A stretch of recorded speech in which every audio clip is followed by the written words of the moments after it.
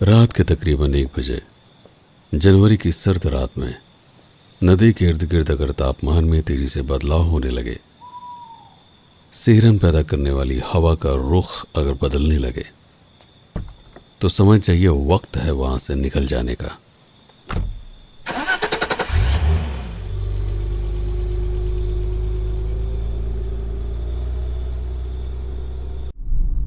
क्योंकि धुंध और कोहरे के घने बादल किसी भी वक्त अपने पांव पसार सकते हैं।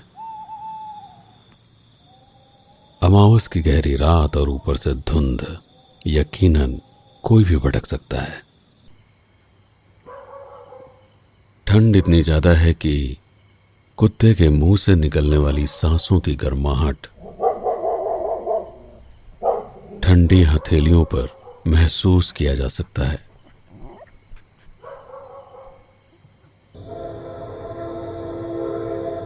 इंटेलिजेंस को खबर मिली थी कि कुछ आतंकवादी मेले में घुसकर ब्लास्ट कर सकते हैं, इसलिए आने जाने वाली सभी गाड़ियों को बारीकी से चेक किया जा रहा था।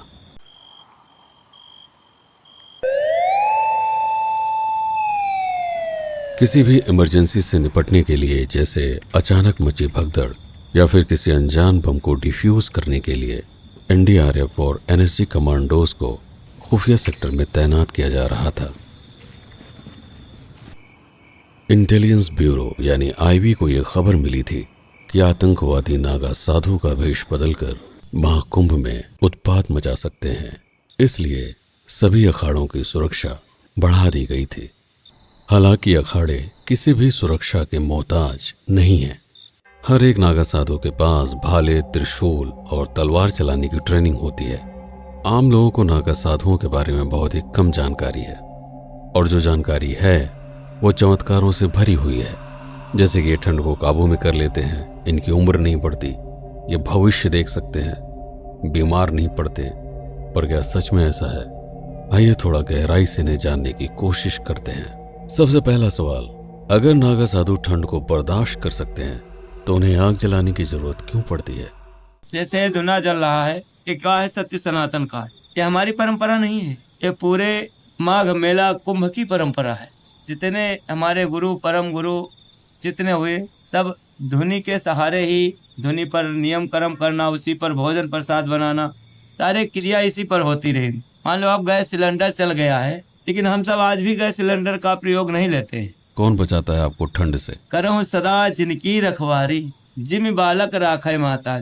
भगवान कहते हैं हम अपने भक्त की ऐसे रक्षा सुरक्षा करता हूँ जैसे एक माता अपने शिष्य की कर, उससे कई गुना अधिक मैं अपने भक्त की रक्षा सुरक्षा करता हूँ। हिमालय में कहाँ पे रहते हैं आप? कुमाऊं मंडल। वहां तो बर्फ पड़ती है, कैसे रहते हैं? अब बर्फ से हमसे क्या लेने देना? जब हमारे भगवान महादेव रह रहे हैं तो उनका भगत कहाँ जाएगा? वहां आग जलाने के लिए लकड़ियां मिल जाती हैं। क्यों नहीं, धुना ऐसे जलता है। पंखुआ टॉप का नाम सुन रहे होंगे, वहाँ पर 1 महीना रुकते हैं जाके धुना लगा के, ऐसे जहाँ पर अच्छे अच्छे सिद्धि अग्नि नहीं जला पाएंगे। रहने की तो बात बड़ी दूर है।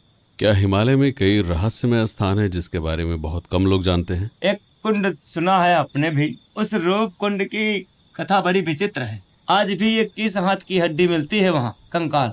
आप लोग जा चुके हैं वहां तक? हाँ, गए तो हैं, काफी दिन हो गए हैं, अब हम नहीं जाते हैं वहाँ।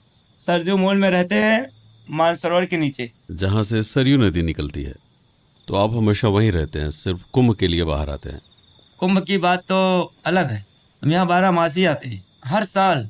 तो महाकुंभ खत्म होने के बाद वापस लौट जाएंगे वहीं पे? हाँ, बाकी चले जाते हैं ऊपर। और यहाँ का काम है, यहाँ तो प्रदूषण है, ना कोई भजन कर पाएंगे ना भोजन भी कर पाएंगे। वहां से यहाँ तक आने में जो खर्चा होता है वो कैसे मिलता है आपको? हमको कोई खर्चा की जरूरत ही नहीं है, हम तो पैदल चले आते हैं, पैदल चले जाते हैं। जिसकी सौदा फटे तो ले जाए, नहीं तो हम किसी से कहते भी नहीं हमको ले चलो। बैराग का मतलब होता है कोई राग ना हो, कोई द्वेष ना हो। कितने सालों से आप बीमार नहीं पड़े? हमको बीमारी का हमको ये सब नहीं रोग भोग लगता है, कहे हम बीमार पड़ेंगे? उल्टा सीधा काम तो करते नहीं है। कभी बुखार आता है? क्यों बुखार हमको होगा? खांसी जुकाम? क्यों होगा जुकाम? संयम जो अगर तुम्हारा बिगड़ गया तो तुमको कोई बचा नहीं सकता। अगर संयम में हो तो तुमको रोग कभी छू नहीं सकता। क्या खुद को ब्रह्मचारी साबित करने का ये कोई तरीका है? कोई ब्रह्मचारी नहीं है, ब्रह्मचारी तो हमारे गुरु परम गुरु रहे। हम तो सब कामी क्रोधी लोभी लालची देख रहे हो। खाली एक भेष का मर्यादा कोई भेष भी नहीं मान रहा है, तो हम अपने आप को कैसे ब्रह्मचारी बता दें?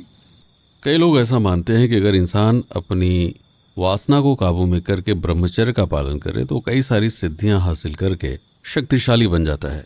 इस बात में कितनी सच्चाई है? ना कोई बना है और ना कोई बन सका है। हमारे आपके तर्क वितर्क करने से कुछ होने वाला है नहीं।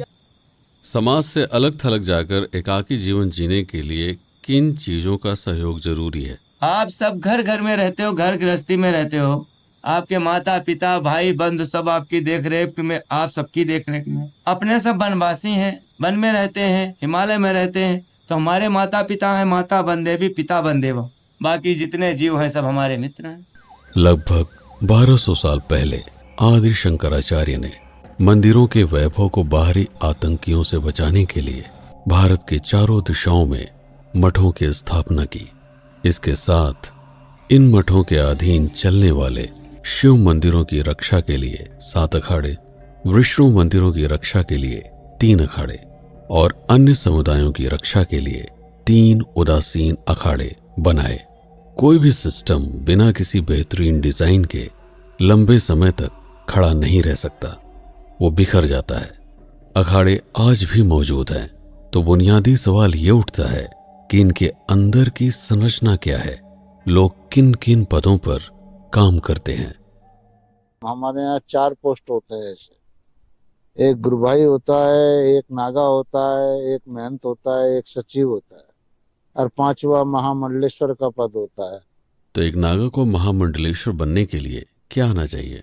उनको 4 वेद का पूरा ज्ञान होना चाहिए, अपने शास्त्रों का धार्मिक ज्ञान होना चाहिए। तो नागा सन्यासी बनने का तरीका क्या है? आए तो पहले मुंडन संस्कार होगा, अखाड़े में प्रवेश होगा, गुरु महाराज के आगे सौगंध विधि होगी, गुड़ नारियल बांट के आपका अखाड़े में सबसे परिचय कराया जाएगा। फिर उसके उपरांत एक कुंभ से दूसरे कुंभ तक उसको महापुरुष रखा जाएगा।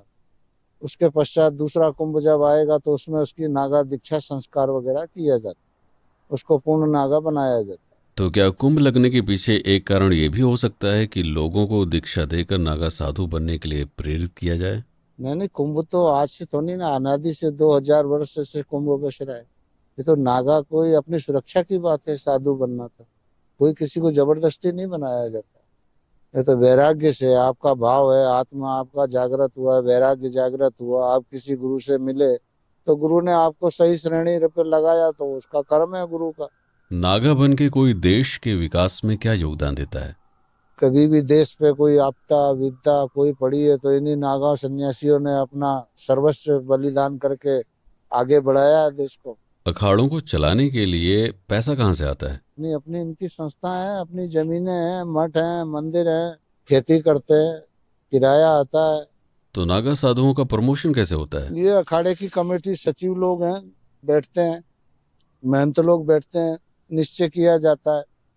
अखाड़ों में कुंभों में नागाओं का, क्योंकि रहते तो अखाड़े के अंतर्गत ही है सभी नागा लोग, किसका कैसा काम है, कौन किस धर्म के प्रति है, क्या उसकी भावना है, क्या उसकी लगन है, क्या उसकी चेष्टा है, उसके हिसाब से उसको पद नियुक्त किया जाता है। और इसमें ब्रह्मचर्य की क्या भूमिका है? ब्रह्मचर्य की तो 12 वर्ष की भूमिका है, 12 वर्ष ब्रह्मचर्य पूरा निभाना पड़ेगा। तो नागा सैनिक बनने के लिए ब्रह्मचर्य रखना ही पड़ेगा। रखेगा तभी तो बलवान बनेगा, वीर बनेगा, पुष्ट बनेगा, धैर्यवान बनेगा, शक्तिवान बनेगा, तभी तो कुछ काम करेगा। जब वीर्य नष्ट हो जाएगा तो रहेगा क्या वो।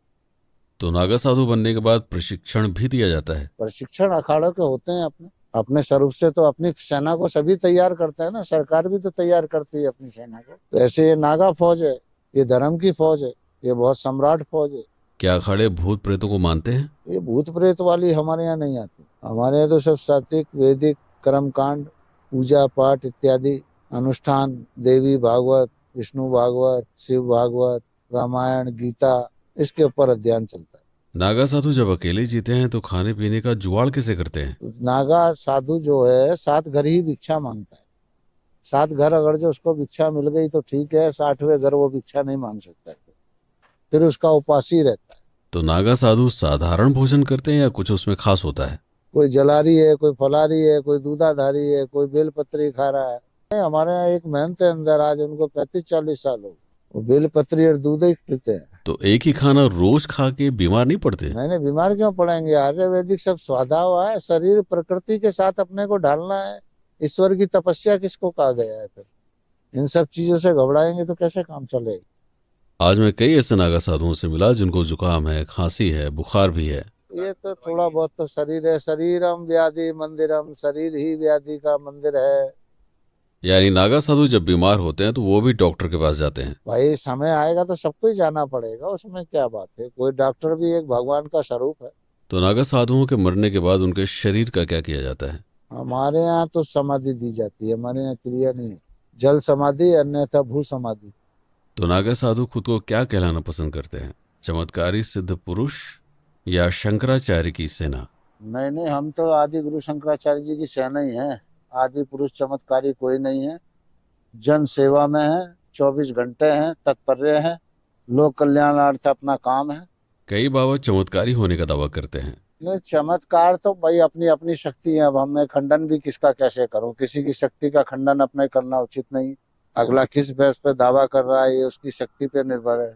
तो क्या आप भी किसी सिद्धि होने का दावा करते हैं? मेरे पास तो यही सिद्धि है परमार्थ की। आओ रबड़ी खाओ और मौज उड़ाओ। अखाड़ों का काम है महामंडलेश्वर के आदेशों का पालन करना और महामंडलेश्वर के ऊपर होते हैं शंकराचार्य।